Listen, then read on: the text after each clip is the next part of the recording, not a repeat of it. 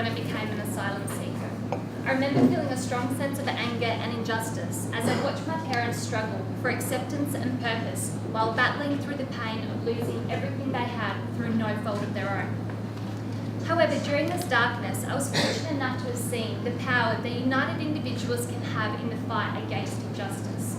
Mother Assunta, a nun at my school, heard about my family story and in response rallied the school community into helping us by donating food, clothing and money.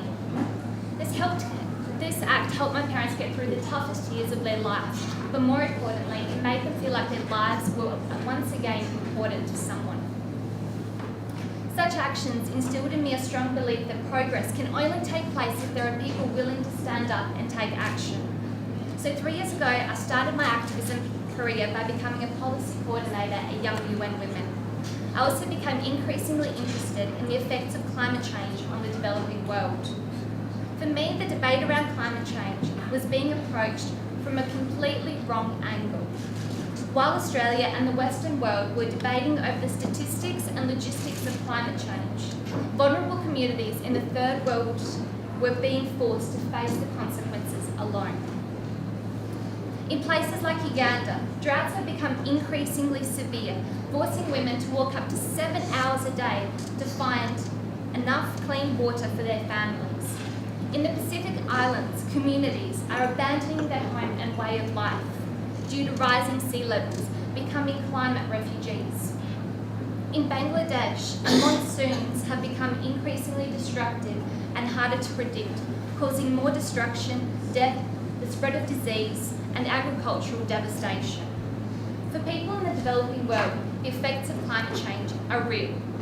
However, the lack of resource availability has put them in a completely disempowered position, making them dependent on the Western world, who has the global political power to implement change. But while they're begging for action, we're still sitting and debating. So how can modern day activism play a role in catalysing the solution to the climate crisis? Last year, I attended a Power Shift conference in Melbourne, where in a room filled with 2,000 young community leaders from Australia and around the world, I was reminded of the power of the community mobilisation I had witnessed as a child. The building of a grassroots movement which gives avenue and empowerment for communities and individuals to be the voice for the climate at a regional and global level is crucial, as is holding decision makers accountable and seeking for the government to place the well-being of current and future generations as its most important mandate. Upon returning to Adelaide, I joined the Australian Youth Climate Coalition, where I became a grassroots coordinator. I also undertook an internship with the Wilderness Society as a campaign research strategist and a Fight for the Reef local campaign manager for the Australian Marine Conservation Society.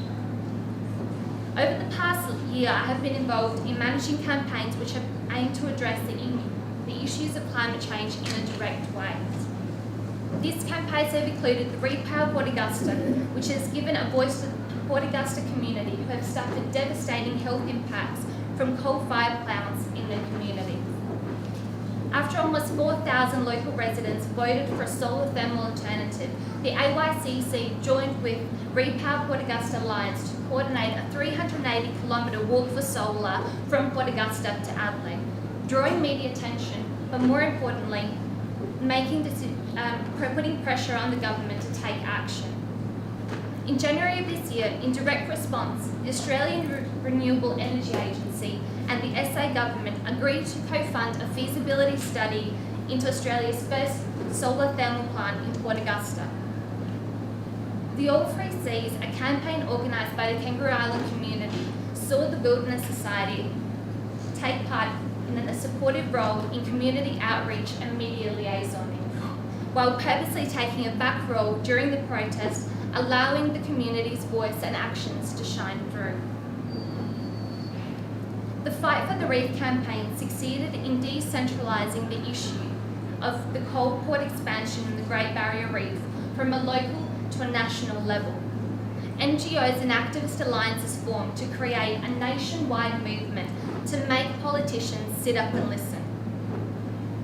An international partnership formed between the Australian Marine Conservation Society, WWF Australia, the AYCC and GETA to create divestment and community mobilisation campaigns. The power of social media was utilised to empower Australians through online petitioning and open letters to the government and investment companies, to Facebook posts and storm tweets protesting the proposed coal port expansion, reinstating a nationwide ownership over the fate of the Great Barrier Reef. A win came this year at the beginning of the year when Lease pulled its funding from the expansion of Abbott Point. The AYCC continues to utilise the power of social media to fight for the Pacific Islanders.